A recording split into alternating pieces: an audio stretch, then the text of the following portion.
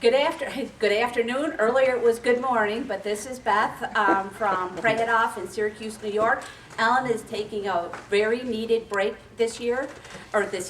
tonight, but we have our wonderful Pete Haley back in it for popular demand. He is a great person to listen to, and he is Nina Haley's son.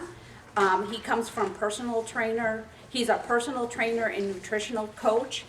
He's from Edge Strength and Conditioning and Edge Strength and Recovery. All his information is in the back of the food log. So we'll be doing 3 videos, and then we'll have time for Q&A. He was really helpful last time, and I look forward to listening to him again. So let's give a warm welcome to him.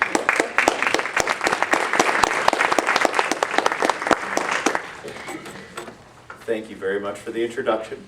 Can everyone hear me, even my friends in the back? Thank you. Awesome. Perfect.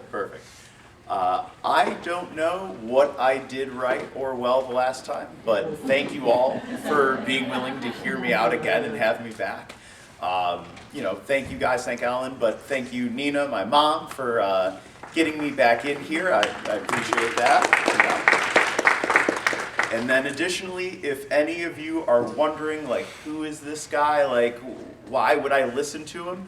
One of the main reasons is that I was trained by one of your own. Julie, I learned that the last time I was here, that she is one of your own, and she was my clinical instructor when I was in grad school. So if not me, trust Julie. If not me, trust Julie. She trained me. So I just had to throw that in there for you guys. But thank you for having me back. We are going to discuss more deeply the second half of what we went over the last time. We were able to dive into the 5 pillars of what a healthy lifestyle would be, and I was very long-winded, went too long. I'll probably do that again tonight, I apologize. But we did cover those pretty deeply. What I would say is that if we need to go back and revisit any of those before we end the conversation tonight, maybe we save that for the Q&A at the end. Real quickly though, the pillars themselves would be physical activity, right? Nutrition, sleep, the brain stimulation, and then community and purpose, right? So those are the 5 things that we talked very deeply about the last time.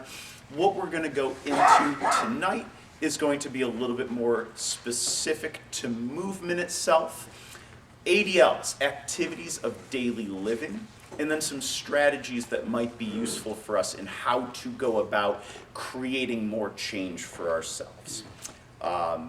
So beginning with the 7 functional movement patterns, right? So if it helps for you guys to be on that same page, please get ahead to there.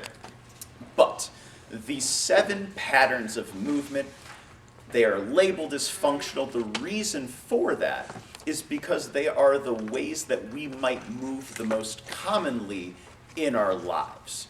There are many exercises in the fitness world that are similar in nature, but they're not as specific as these movement patterns are. These are very, very well labeled. So we have a push. Let's start there and let's get you guys, get the brains going. What would we think a push pattern is in our daily lives or in the fitness realm? Anyone? Anyone? A door, yes. So I could be physically pushing a door open. What else? What else could we relate that to? Dressers, yeah. I might have to push a dresser across the floor. What else? Yep, drawers, dresser, yeah. Closing cabinet doors.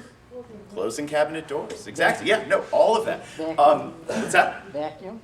Sure, yep, vacuum, yeah, and that's going to involve the second one too, a nice little pull action there. But yeah, you get a little push, a little bit of pull with that. So all of these different things in our days and our lives that we are doing, one of the most functional is going to be a push. We could also incorporate the overhead part of that, which I will tie in a nice little story to later, but anything like reaching overhead, like I'm putting towels away, right?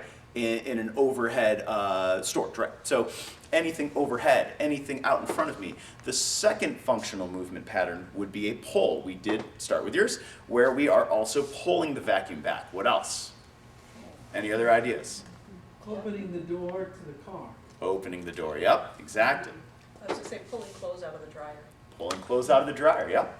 Anything else? Getting out of bed. Pushing. Pulling. I say, pulling up my mom when she falls. Yes, that is such a perfect one, and like it's so relevant to what might be going on for you right now, but for others as well. That's a very, very big one. And we had a lot of good examples for that pull, right? But that pull action to be able to physically help another individual up, how important is that, right? And that will take a greater exertion from us to be able to help perform that. But the more capable that we are, the more people we can help, right? And that's an amazing attribute. That's an amazing thing. We're moving on from that one, because that was a really good one. We have squat. And I'll show it real quick. The ability to sit down, stand up. I gave you that one, sitting and standing out of a chair. What else could be squat related? Your, Lifting something heavy. Is there pick up something that's really heavy? Yeah, absolutely. Yeah, if you had to just pick something up, you might use the squat pattern to do so. What else? setting down. Setting something down. Yeah, got to use your legs. Don't want to bend through the back. Very important. What else? Picking up a child. Yep, exactly. All these things that we need to use our legs for, the squat pattern is very relevant to that. Then we have the lunge pattern. I will give the example for that. The lunge is stepping back and moving up, more so with one leg than anything with the support of the back leg. What could we relate to a lunge pattern? Genuflecting. Very good one, right? That's genuine. That's great. What else? Tying your shoes. Tying your shoes? Yeah, absolutely. Yes. What else? Catching my dog. If you gotta catch me right. Quick dog. They're Quick dog. fast. I do think I heard someone already say it. Someone said stairs though? Stairs. Yeah, like one of the more important things, especially most households, gotta go up and down the staircase. It's an extremely important one. One other one that I'll just add in, and it's kind of like the genuflecting, so same idea, but if I just had to get up and off the ground, right? So this idea that I would have to come down and then bring myself back up, right? So same thing, but just a deeper idea of how I might have to move on and off the ground. Very important skill.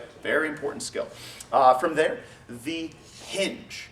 So what a hinge is it's also a deadlift, but the hinge is more related to the specific way that I might bend down towards the ground. We did get a couple of examples, and I'm just going to breeze through this one because similar to the squat, you're using the musculature differently though. You're using a little bit more of the backside of the hamstrings and the glutes, but we could still say picking up kids, right? I might be a little more bent forward to perform that action and using the backside of my legs.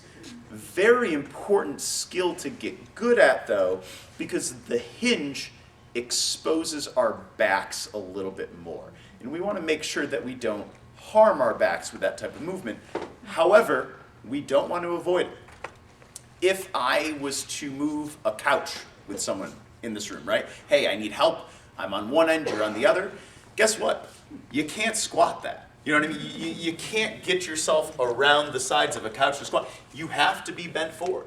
So the ability to understand how to use our legs and how to brace or stabilize our core is extremely important, but I also understand deadlift can be a scary term for some, right? View deadlift as the hinge pattern, the ability to help pick something up off the floor with good form, not the version where it's like we're lifting 300-pound barbell, right? Does not have to be that, but it also could be that. The ability to rotate, right? Rotation. Who's got examples of what rotation would be? Dancing. Beautiful one. What else? Driving. Driving. Absolutely. Gotta turn the wheel, gotta look and turn your head around, right? Rotation all over the place there. Walking. Walking, yes, that is actually going to be the last functional pattern, but walking involves rotation. It does. I have a hint, guys. You could basically say anything and you're almost right. It's like you're going to have a hard time being wrong with rotation. Everything in what we do involves rotation. Every sport has some sort of rotational ability. When we are born, it's the first thing we do. We crawl. The first thing we do is crawl. All this cross pattern, rotation that's happening with that. When we start to stand and walk, walking, rotation, rotation. Everything we do has rotation. And then just, doing the dishes. Something as simple as doing the dishes where I have to put to the dry rack, turn, put to the dry, right? Everywhere we're rotating. The last one is gait, which is walking. It's your walking pattern. We don't have to go too crazy with that. But a quality walking pattern also is the ability to carry things. You will see, and it's actually in your packets, there are 2 different lists. One has all the descriptions in it. The one with the descriptions says carry. And then the first list says gait. You could literally just mash those 2 together, because when you carry something, you are having a good posture while walking, right? So it's basically the same idea, the same type of thing. I hope that's not confusing. Is that confusing at all? I didn't think so. Okay. So just to go a little bit deeper, we just covered the 7 movement patterns. We kind of understand how they can help us. But what if I can sort of do these things? Why would I have to train any of these deeper? A big question would be, how many people in the room are experiencing pain in any sort of way? Raise your hand if you're experiencing pain. Guys, life's not perfect. I have some pain, nothing is perfect, but honestly, overall, I feel pretty good. One of the main reasons is because I insist on every single day doing some sort of movement. Some days I'll do harder movements. Some days I will do easier movements. That can be a weighted day and then a yoga day. And I alternate between those. But the main importance is that every single day I'm making sure that my body is moving. And by doing so, that's going to build resiliency in the body, and it's going to protect us from getting into painful patterns. The more we move, the more resilient our muscles are, the more pliable, flexible our muscles are, and the less tightening that starts to happen, the less restriction that starts to happen, which can then in turn lead to pains or lead to difficulties with movement. So that's why it's so important to keep ourselves going. If anyone's experiencing rotator cuff pain, our shoulders have a hard time moving overhead, I feel like I have tennis elbow, I feel like I have carpal tunnel syndrome, low back pains, knees, right? I see all too many people in the world with knee pain, right? Everyone's got knee pain. And the reason that this is a problem is we start to stop using our muscles and joints. We might, in this day and age, sit a little bit too much. We're not moving as much as we did in the past. And that is one of the bigger culprits to why our bodies start to tighten up. And then we have what we might call disuse, atrophy. Our muscles become a little bit tighter and weaker simultaneously. The way to reverse that is we move, right? So the biggest thing that we can do for ourselves is continuing to move. One of the stories that I did want to give in relation to movement patterns was one of my clients. She was is a cyclist, right? She doesn't do it competitively, but more so just for her lifestyle. So she came in with some lower body pains and issues, and we made sure that we resolved those, and she's feeling great. She had really never done strength training, right? Just not something she did. So as we were starting to correct some of her issues and getting her feeling good on the bike, which yet again was accomplished, she also got to explore doing some very light strength training for her upper body. She had no goals for that. She just, all right, we'll do some upper body as well. Why not? And then it's no more than 2 to 3 months later, without having any actual goals, she shows up to her session and she says, "You wouldn't believe what happened. We were going on a flight, going away for the weekend, come back, and I took my luggage and I put it up in the overhead bin by herself." She's like, "I've never put my own luggage in the overhead bin." And it was just such a cool thing because we weren't focused on it. She was doing just very light, moderate weights. She was not doing anything that was outside of her comfort zone. But yet that was the end result, was that those consistent but simple tasks that she was doing a couple times a week resulted in a major improvement that she honestly didn't even know if she was worried about, but it was amazing. So something as simple as that, adding it to your weekly routine, can go a long way to making a difference. Sometimes it's to get rid of some pains or make you move better or feel pain less.